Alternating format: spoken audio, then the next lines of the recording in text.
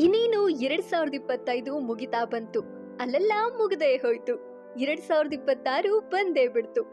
2025 ಈ ವರ್ಷ ಕಣ್ಣು ಮಿಟಕಿಸೋ ಅಂತರದಲ್ಲಿ ಪಾಸ್ ಆಯ್ತೇನೋ ಅನ್ನಿಸ್ತಾ ಇದೆ. ಈ ವರ್ಷ ನಮಗೆ ಹೇಗೆ ಸರ್ವೈವ್ ಆಗ್ಬೇಕು ಅನ್ನೋದನ್ನ ಕಲ್ಸಿದೆ, ಹೇಗೆ ಜೀವನದ ಸವಿಯನ್ನ ಅನುಭವಿಸ್ಬೇಕು ಅನ್ನೋದನ್ನ ಕಲ್ಸಿದೆ. ನೋವಲ್ಲೂ ನಗೋದನ್ನ ಕಲ್ಸಿದೆ, ನಗುವಲ್ಲೂ ಅಳೋದನ್ನ ಕಲ್ಸಿದೆ. ಅದೆಷ್ಟೋ ಜೀವನದ ಅನುಭವಗಳನ್ನ ಕೊಟ್ಟಿದೆ. How beautiful is to keeping few things just for our self ಅನ್ನೋದನ್ನ ಕಲಿಸಿದೆ.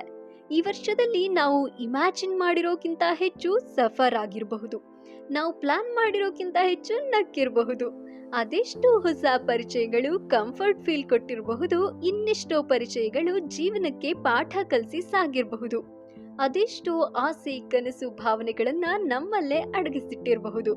ಅಟ್ ದಿ ಎಂಡ್ ನಮಗ್ ಕಾಡೋ ಒಂದೇ ಒಂದು ಪ್ರಶ್ನೆ ಅಂದ್ರೆ, ನಾನ್ ಅನ್ಕೊಂಡಿದ್ ಲೈಫ್ನ ನಾನು ಜೀವಿಸಿದ್ನ ಅನ್ನೋದು.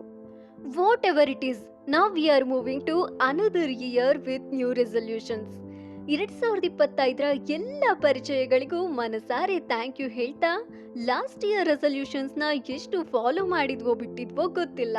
ಬಟ್ ಈ ಇಯರ್ ನಿಮ್ಮೆಲ್ಲ ರೆಸಲ್ಯೂಷನ್ಸ್, ಆಸೆಗಳು, ಕನಸುಗಳು ದುಪ್ಪಟ್ಟಾಗಿ ಈಡೇರ್ಲಿ ಅಂತ ಪ್ರೇ ಮಾಡ್ತಾ, I wish you happy new year to every one.